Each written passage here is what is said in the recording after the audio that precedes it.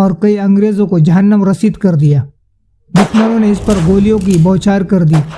ایک گولی کن پٹی پر لگی اور آزاد وطن کا یہ جانباز مجاہد شہادت کے مرتبے پر فائز ہو گیا۔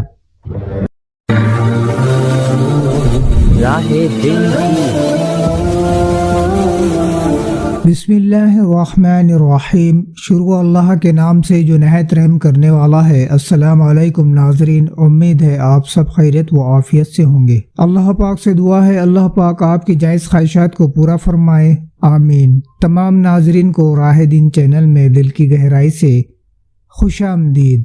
ناظرین، ہم نے ٹیپو سلطان کے پارٹ 3 میں انسان کو صرف ایک بار موت آتی ہے، موت سے خوف زدہ ہونا بے معنی ہے سنا تھا۔ اب پارٹ 4 ہے۔ سری رنگا پٹنم کے قلعے میں مہتاب باغ کا مورچہ بہت اہم تھا، جہاں سلطان کا نہایت وفادار اور بہادر افسر سید غفار اپنے جانثاروں کے ساتھ تعینات تھا۔ یہ یقین کے ساتھ سمجھا جاتا تھا کہ سید غفار جیسے سپہ سالار کی موجودگی میں انگریز فوجوں کی کامیابی ممکن نہیں ہے۔ اسی لیے سلطان کے نمک حرام وزیر میر صادق اور اس کے سازشی ساتھیوں نے سید غفار کو کسی طرح وہاں سے ہٹا کر قتل کر دیا، اور غدار سپاہیوں نے مہتاب باغ کا دروازہ کھول دیا۔ انگریزی فوج قلعے میں داخل ہو گئی۔ وہ دوپہر کا وقت تھا۔ سلطان دوپہر کا کھانا کھانے کے لیے بیٹھے تھے۔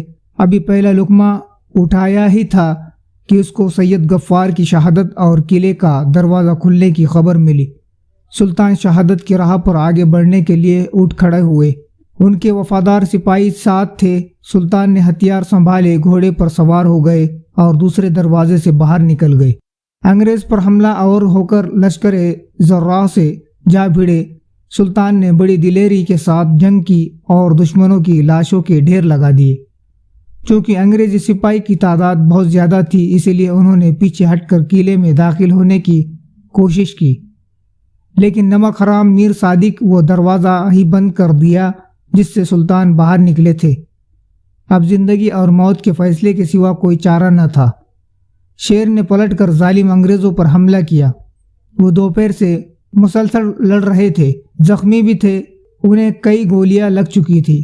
اب دن ڈھل رہا تھا، سلطان پیاسے بے حال تھے۔ انہوں نے اپنے خادم راجہ خان سے پانی مانگا، لیکن وہ کمبخت بھی غداروں کے ساتھ مل چکا تھا۔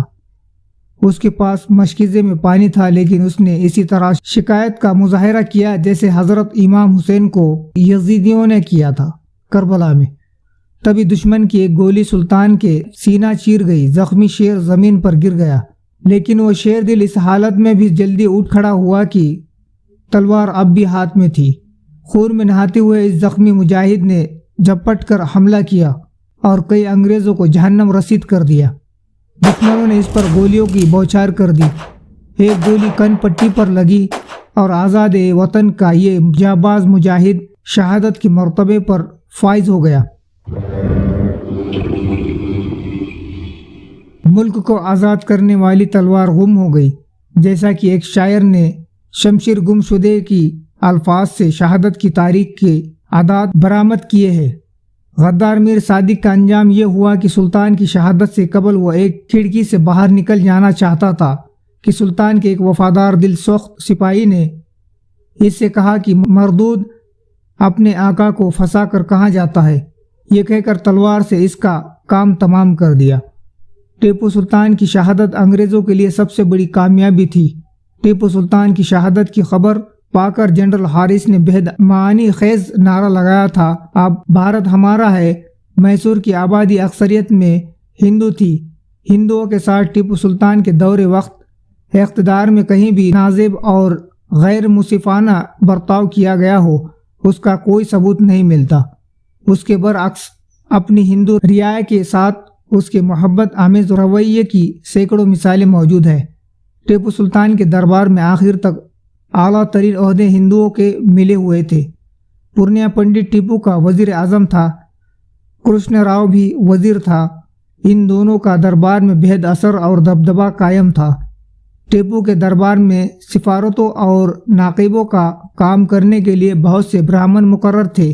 دربار میں پجاریوں اور جوتشیوں کا خاص اہمیت حاصل ہوئی تھی۔ شرنگیری مٹھ کے شنکراچاریہ سوامی سچیدانند شاستری سے ٹیپو کا خاص عقیدہ تھا۔ تو ناظرین، اس ویڈیو کو زیادہ سے زیادہ شیئر کریں اور ہمارے ہسٹری کے واقعات سننے کے لیے ہمارے چینل کو سبسکرائب کریں۔